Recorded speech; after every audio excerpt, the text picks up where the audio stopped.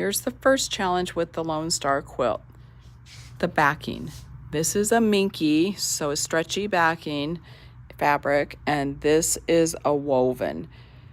It's got a couple of seams here. The seams are pretty thick, but other than that, we've got a woven and a stretchy fabric. So I have chosen to load this so that the seams will go horizontal across my rollers. That way I can control the stretch and I can keep an eye on it as far as not getting any puckers or anything like that in the fabric.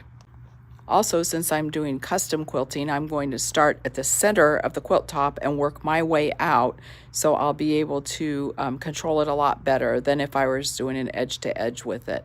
I'm going to pin it and baste it so that it's not going to shift on me. The one thing I will need to be careful of is minky is stretchy in one direction. So this way that I've loaded it, it's going to be stretchy towards the rollers. So I'm going to be really careful that I don't over tighten it and stretch the backing out of shape. The other challenge is centering this strip of fabric on the quilt top. I'm going to find the center of this strip of fabric, and then I will center my quilt top lining up the marks on the top with the markings on the back to get that top centered. That strip of fabric measures about 15 inches, so I'll find this 7.5, the center point, and I'm going to put a pin in each side on that center 7.5 inch mark. I've marked the center point on this strip of fabric, and I'm going to go ahead now and roll it onto the rollers.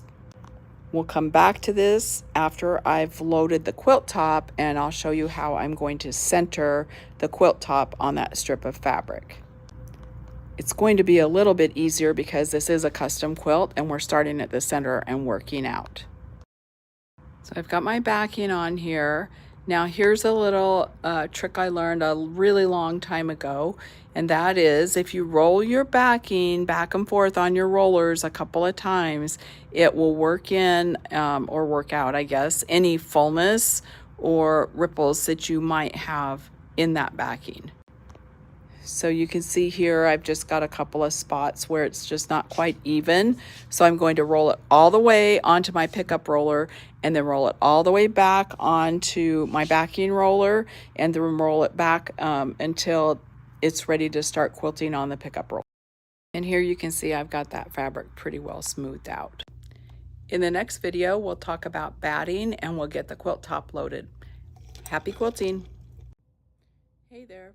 So after all that with the backing, I decided not to quilt this quilt with the backing. Let me show you why and tell you what's going on here. That woven fabric, the cotton, the difference between that and the minky has all those ripples in it, and it's right in the center of the quilt. I just don't feel comfortable quilting that, so I called the customer and talked to her about it.